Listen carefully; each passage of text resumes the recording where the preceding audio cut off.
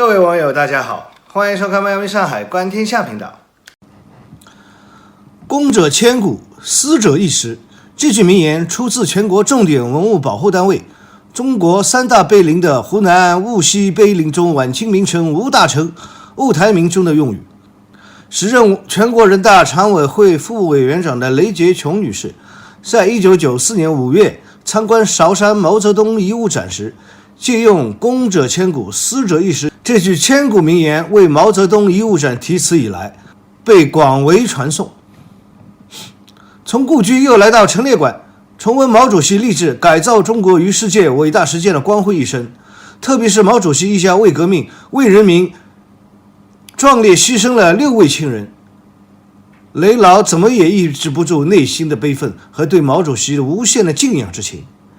特别是毛主席一件打了73个补丁的睡衣和一双补了又补，最后被鞋匠丢弃又拾回来再穿上的皮拖鞋，还有一张组织上托外交部工作人员在国外为主席买回的香烟过滤嘴发票，主席发现了之后批示不准公款报销，一定要自费。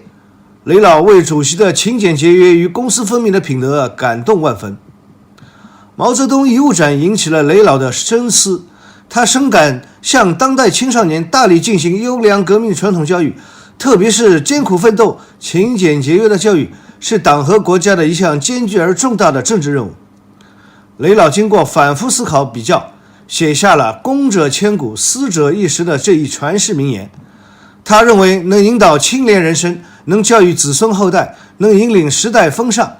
毛主席正是这样的伟人，真是让人感慨万千啊。现在我和各位老铁分享一篇好文，标题叫做感谢邓小平让我们重新认识了毛泽东的伟大。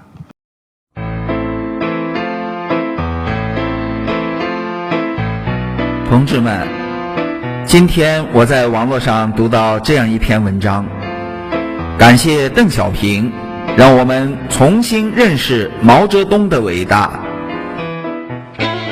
改革开放35年了，13亿中国人从最初不顾一切的疯狂追求财富、追求金钱的狂热中，渐渐冷静下来，渐渐变得理性起来，开始静下心来，慢慢回头看，开始有一点思考，开始有一点反思，这符合事物发展的一般规律。正本才能清远，反思才能成长，对比方知真知，回头方知对错。37年前，随着伟大领袖毛主席的逝去，在中国大地上发生的一场政治变故也在悄无声息地开始了。主席的夫人江青被抓了，主席唯一的侄子也被抓了，4人帮倒台了，华国锋也没维持多久就被拿下了。文革中走红的人真正的倒霉了，文革中打倒的人以强硬的势态登上了中国的政治舞台。当时中国的人民静悄悄地以旁观者的身份漠然地目睹了这一切。一场变革看来在所难免，一场变革看来势不可挡。回头看，这绝不是某1-2个人或某一个势力集团的责任，从某种意义上说，是全体中国人的事情，是我们这个民族的事情。要说责任，每个人都有责任；要说负责，得由我们这个整个民族来负责。时光荏苒，一晃走过了34年，回头惊眸，发现我们已经走得太远太远了。一路走一路改，一路走一路变，一路走一路开，一路走一路放。问：我们到底要到哪里去？问：我们的理想到底是个啥？问我们的追求又是个啥？问我们的精神支柱还有吗？问我们的国家明天究竟会怎样？亲情越来越淡，爱情越来越少，真情快要绝迹，一切都反过来了，剩下的就是钱钱钱，利益至上， GDP 独大，私自遍地开花，社会复杂了，人心不古了，道德没有了，伦理不在了，诚信荡然无存了，慢慢的，毛主席时代所拥护的都被打倒了。聪明者言，那是务虚，是精神鸦片，现代人都不需要了。35年前，中国的鬼在努力变成人；35年后，中国的人大都已变成鬼。35年前，阶级差别已经越来越不明显，人与人差别越来越小。从卫星照片很直观可以看出，中国大地一个颜色，很少变化，红色占据了每一个中国人的心，从里到外，不管你愿不愿意。这就是毛主席28年执掌中国以来改造的结果。毛泽东一生就在做一件事情，年少立了一个志，到死都在尽力完成它。改造中国，改造中国人，目的就是让绝大多数中国人过上从没有的好日子，真正的当家做主人，不再受压迫，不再受欺凌。用群众运动和革命运动来打击官本位、金本位，打击腐败，让领导干部夹起尾巴做人，自觉接受人民的监督。用军民团结如一人的铁拳来狠狠打击列强对中国的欺凌和觊觎，用自力更生艰苦奋斗来激励民族精神，激励民族自主创新，用好好学习天天向上来寄望于下一代，用向雷锋同志学习来树正气，做好人，净化社会环境，用焦裕禄、张思德来树立真正共产党人的榜样楷模，用为人民服务作为党的宗旨，密切干群关系，用力捧鲁迅向旧文化、旧势力开刀，用无产阶级世界观和共产主义理想来彻底改造中国人。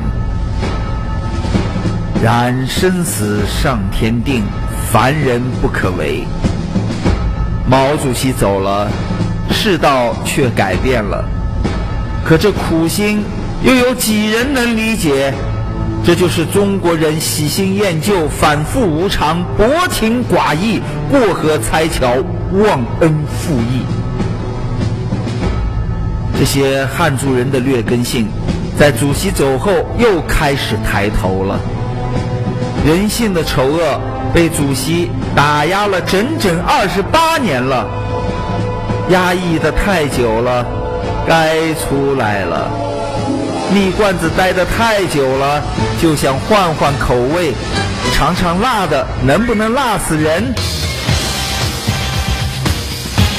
感谢邓公，深知国人的悲性，顺势利导，登高一呼，应者云集，一场看似坚不可摧的革命就这样轻轻地结束了。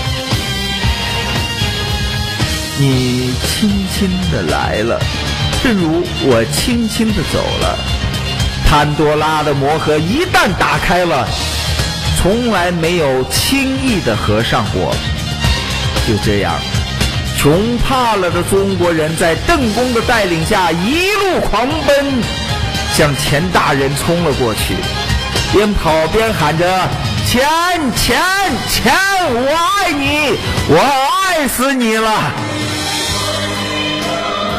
边跑边唱着幸福的小曲，边跑边感谢邓公。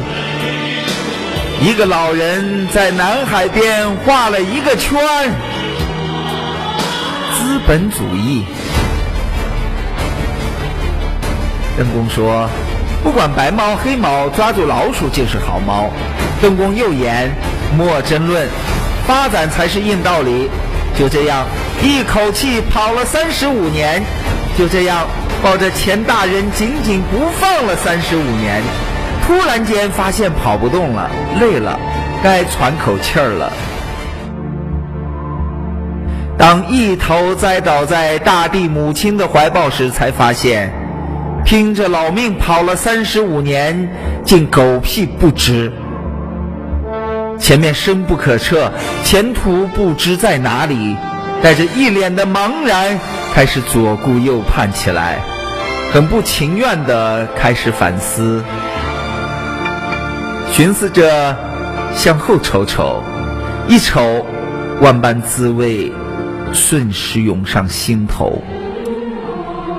发现房子住不起了，孩子上不起学了，病看不起了，身体完蛋了，家庭不牢靠了，亲情找不到了，爱情想都不敢想，渐渐的吃饭也吃不起了，社会保障找不到了，工人下岗了，学生失业了，钱不好赚了，开始常回头看看，常回头看看。农民大哥变成了农民工、包身工，工人变成了打工妹、打工仔，老九变成了专家教授，恶霸地主变成了企业家，社会栋梁、人大代表、政协委员，特色社会主义变成了资本主义，让一部分人先富起来后，他就死活不带后富者。人民公仆变成了公务员，为人民服务变成了为人民币服务，人民干部变成了人民贪官，从不拿群众一针一线到办事不给钱就整死你，从贪污几千就枪毙到贪污10几亿还是个死缓，从妇女能顶半边天到妇女不开放就没活路，从同志变成了先生小姐，卖孩子的有了，毒奶粉有了，吸毒贩毒的人有了，卖淫嫖娼的有了，赌博放高利贷有了，杀人的多了，罢工的多了。我们蓦然发现，国内95%的财富已经牢牢地掌握在5%的人手中。无产阶级这个被我们抛弃的名词重新来到了我们的身边，而且加盟的人越来越多，整个社会分层的事态日趋明显。这个时候，有人开始想起毛主席，想起毛泽东思想，一想不要紧，越想越吃惊。天哪，毛主席全预料到了，悔不该没听毛主席他老人家的话呀。骂毛主席的人开始闭嘴了，背叛毛主席的人后悔了，冷静下来的国人开始反思了。1976年，我们到底做错了没有？到底谁才是我们的大救星、领路人？学费总是要交的，这就是对中国德行二字最好的诠释。代价总是要付的，这就是对民族劣根性的最好回应。痛苦总是要来的，这就是中国人不长记性的最好回报。灾难总是要发生的，这就是对人性卑劣最好的证明。5000年中华历史反反复复，中国的人性不可没。再一次感谢邓公，没有这35年，中国人还是不长记性。社会主义好，社会主义好，我相信很多人只是在用嘴了，没用心。爹亲娘亲不如毛主席亲。很多人说这是迫于行政命令违心的在唱。东方红，很多人说是加工合成的。狡辩者说胜者为王，败者为寇，顺应了想干什么还不是执政党一句话。可35年后，当中国大地再一次响起这么久违耳熟能详的乐曲时，我们再也没有人说那是政府行为，是政治任务。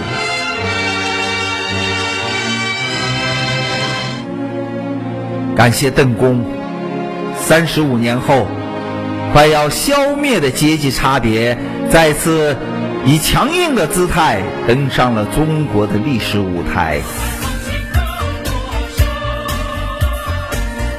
千万不要忘记阶级斗争再次回响在每个中国人的耳旁，就像一位慈祥的老人在对着自己刚刚走上社会的孩子千万般叮咛一样，是那样的亲切，那样的让人很想痛哭一场。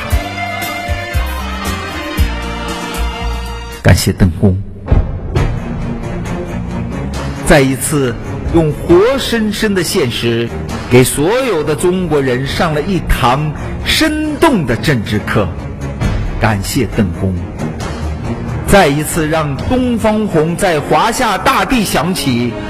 感谢邓公，再一次告诉了中国人是社会主义好还是资本主义好。感谢邓公，再一次让所有的中国人刻骨铭心地记起了毛泽东。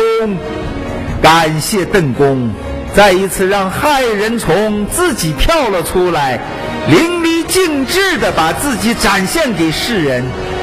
感谢邓公，再一次让中国人看清了自己的面目，认清了自己的德行。感谢邓公，再一次让汉语词典里的喜新厌旧、反复无常、薄情寡义、过河拆桥、忘恩负义、人面兽心、诚信缺失、道德沦丧发扬光大。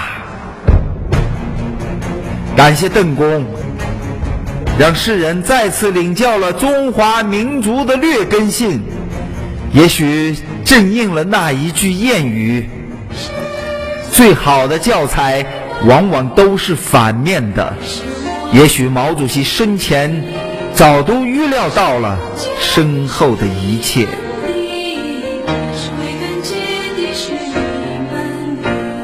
从某种意义上说，建国史其实就是党内两条政治路线斗争史，直到不后退出，乃至将来从没停止过。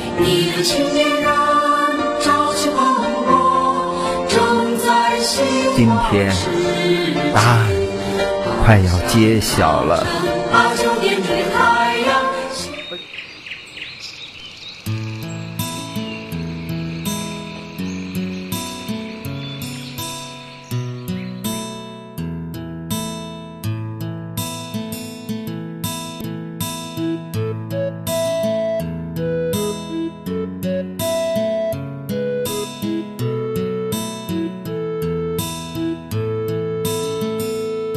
对这个国家，如果你有太多的怀疑，住院了就不肯在医院加班，为什么你要这么的脆弱堕落？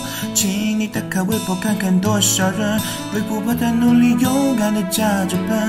我们是不是该知足？没地主，我们去给谁种地？还记得你说家是热肠的牛棚，打着桥牌，脑袋必须的狗。日子没有人会比我更多，别羡慕多少轮椅推着我奔跑，万亿的资产全都靠勤劳，没办法，谁让我把世道倒。